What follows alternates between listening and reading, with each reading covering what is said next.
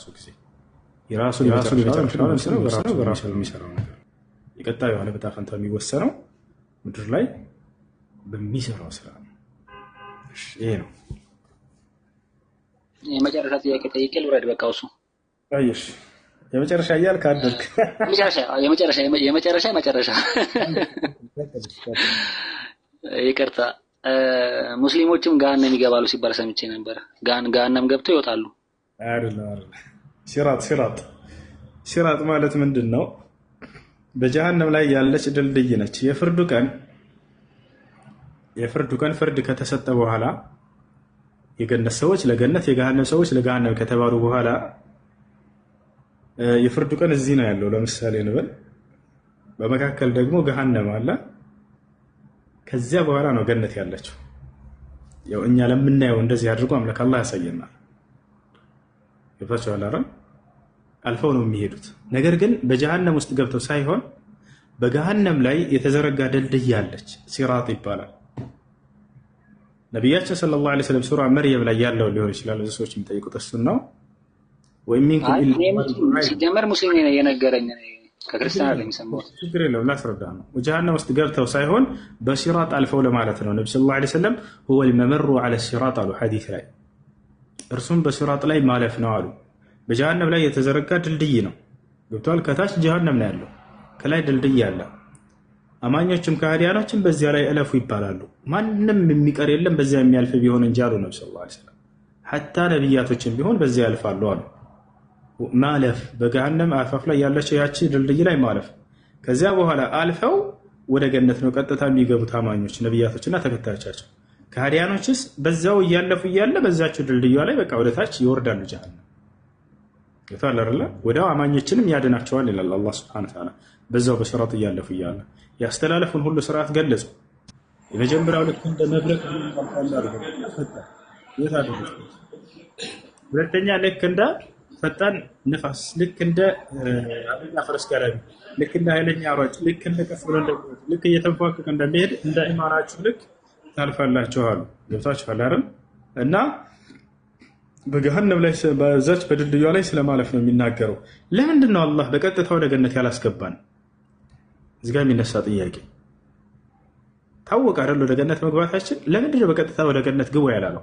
ለምን በዚያ ላይ ማለፉን ፈለገ? አላህ ጥበብ አለው። ከእያንዳንዱ ስራው በስተጀርባ ሊላሂ ሱብሓነሁ ወተዓላ ሕክማ ባሊጋ ፊ ኩሊ አፍዓሊሂ።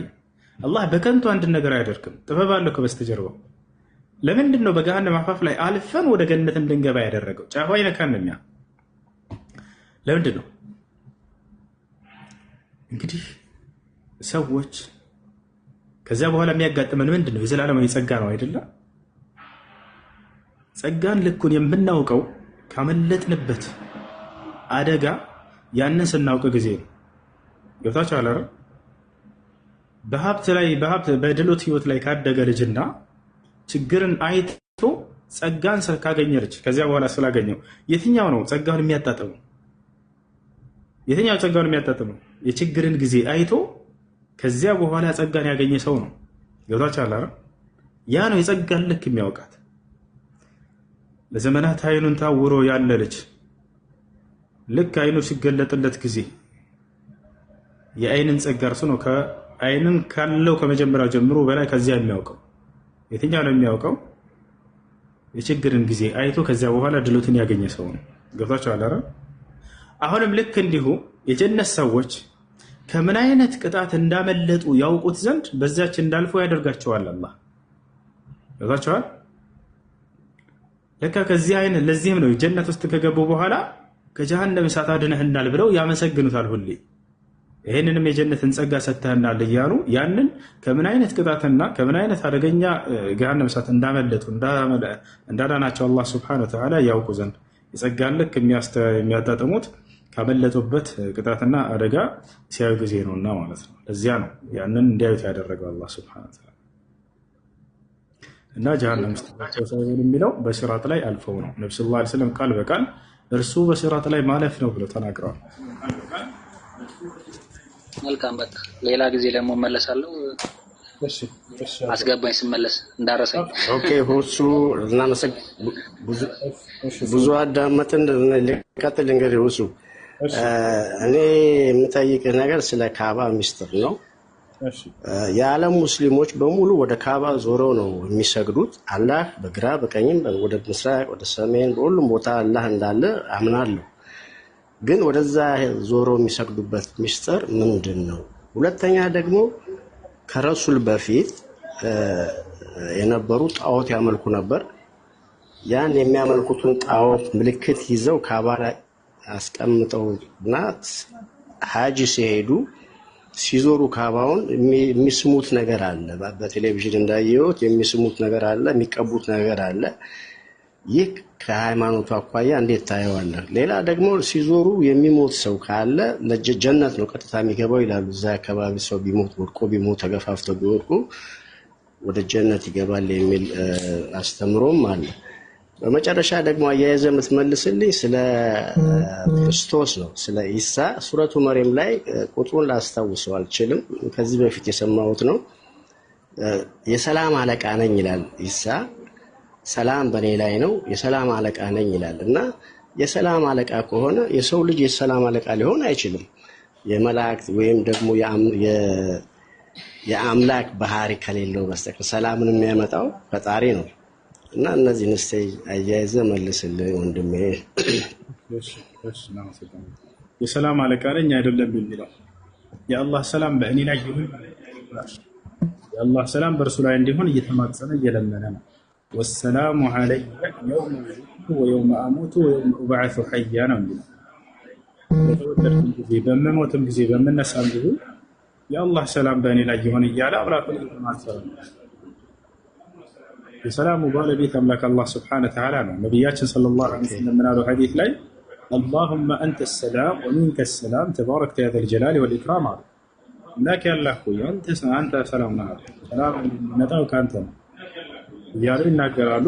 መሲሁ ሰላምን ከአላህ ከሚፈልጉ ከሚያቶች መካከል አንደኛ ነው። ወሰላሙ ዐለይየ ይላል፣ በእኔ ላይ ሰላም ይሁን እያለ ይለምናል። ያ ነው። ሌላው ስለ ካዕባ ነው። ካዕባ መካ ላይ የሚገኘው አራቱ ማዕዘን ካዕባ ምስጢሩ ምንድን ነው?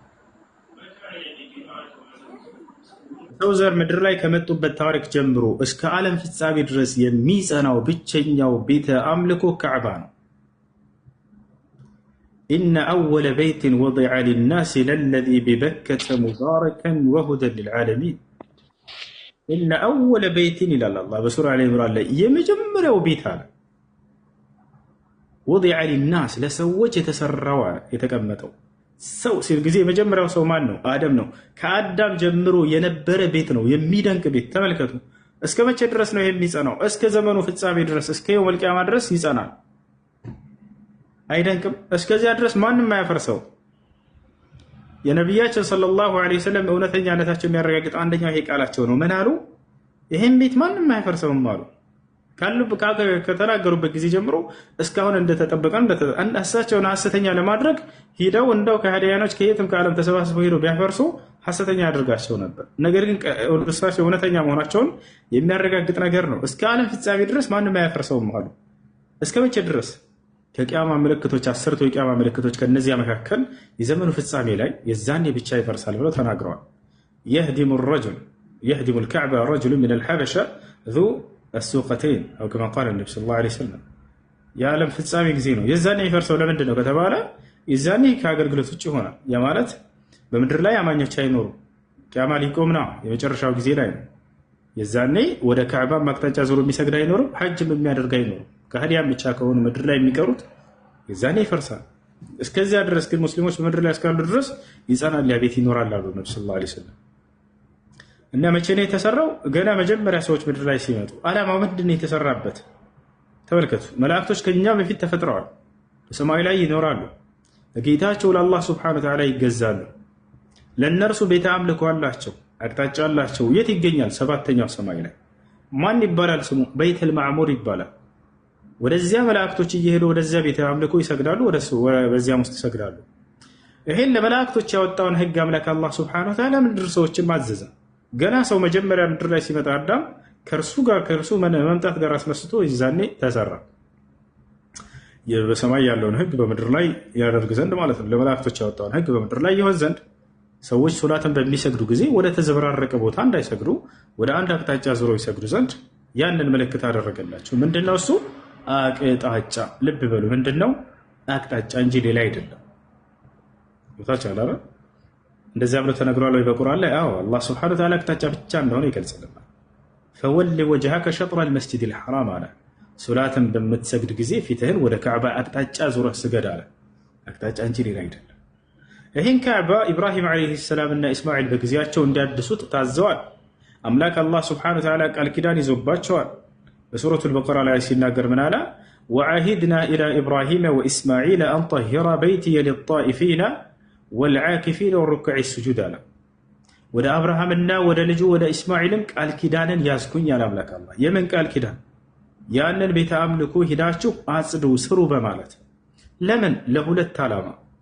አንደኛ ሊጣኢፊነ ጠዋፍ ለሚያደርጉ ለሚዞሩ ወይም ሐጅን ለሚሰሩ ሰዎች፣ ሁለተኛ ደግሞ አልቃኢሚን በዚህ አቅጣጫ ዞሮ ለሚሰግዱ ሰዎች። ለሁለት ዓላማ የተሰራ ነው። በአምላክ ትእዛዝ የተሰራ ነው። በሁለት ታላላቅ ነቢያቶች እጅ የተሰራ ነው። አዛዡ አምላክ ነው። የሰሩት ታላላቅ ሁለት ነቢያት የተሰራበት ሁለት ዓላማ ባጭሩ ይሄ ነው። ካዕባ እርሱም የእስልምና መሰረቶች የሆኑትን ሁለቱን መፈጸሚያ፣ አንደኛ ሐጅ፣ ሁለተኛ ደግሞ የሶላት አቅጣጫ። ለዚህ እዚያ ጋር የሚስሙት ነገር አለ ወይ ከተባለ ወደሚስሙት ነገር እንምጣ። ምን ይባላል? ሐጀሩል አስወድ ይባላል። የሚቀቡትስ የሚቀቡት አለ። በቴሌቪዥን ስናይ የሆነች ክብ ነገር አለች። እሷን ይስሟታል፣ ይተሻሿታል። ያቺ ምንድን ነች? ስለሷ ለነገር ሐጀሩል አስወድ ትባላለች። ሐጀሩል አስወድ እንደገና ደግሞ ይሄ ሊጨርስልህና ትቀጥላለህ።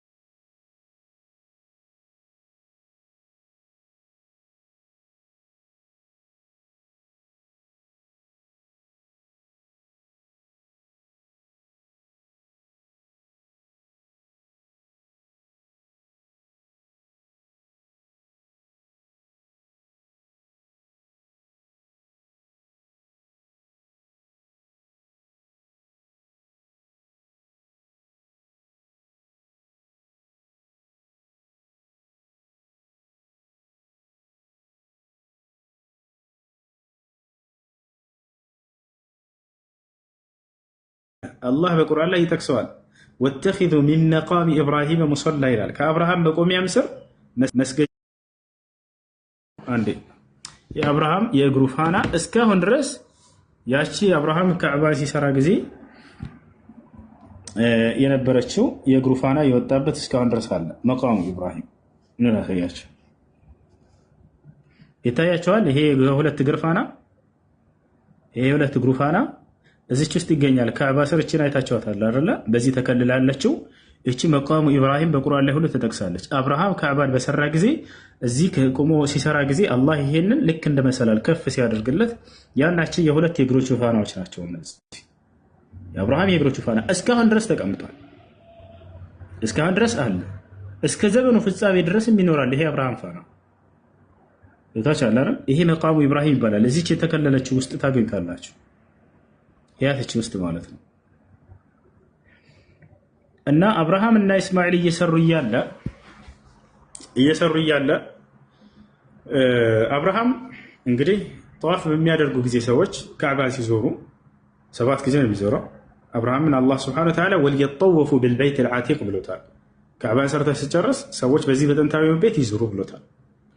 የዛኔ አንድ ብለው ሲጀምሩና ሲያጠናቅቁ ሲጨርሱ የሚለዩበት የሆነ አንድ ምልክት አስፈለገ። በዚህ ጊዜ አብርሃም ምን አለው ልጁን እስማኤልን፣ እስማኤል ሆይ እስካሁን ስታመጣ ከነበረው ድንጋይ ለየት ያለ ድንጋይ አምጣ፣ ኮርነር ላይ ጠርዙ ላይ እናደርጋትና ሰዎች የሚጀምሩበትና የሚጨርሱበት ምልክት የምትሆን አለው። እየፈለገ ባለበት ጊዜ አላህ Subhanahu Wa Ta'ala ከሰማይ መላእክቶችን ላከ። ከጀነት ድንጋይን ይዛችሁ ውረዱ አላቸው። ነጭ ድንጋይ نزل حجر الأسود من الجنة كان أشد بياضا من اللبن فسودته خطايا بنو آدم على النبي صلى الله عليه وسلم كجنة ملاكتوش يزوردوا كذا إبراهيم نسطت ملاكتوش لجين إسماعيل أتفلق بل وجه انت تصوتني ولا توفيق وجه ميوت أدريغوشال يوزر مسكين يوزر ميوت لا رب أنا ميوت أرجع قبل كلهم عندنا ይቻባል ችግር አይኑር ቻንስ ያስከታማለ እርስ ጊዜ ካለ ማለት አለ ቢስም መልካም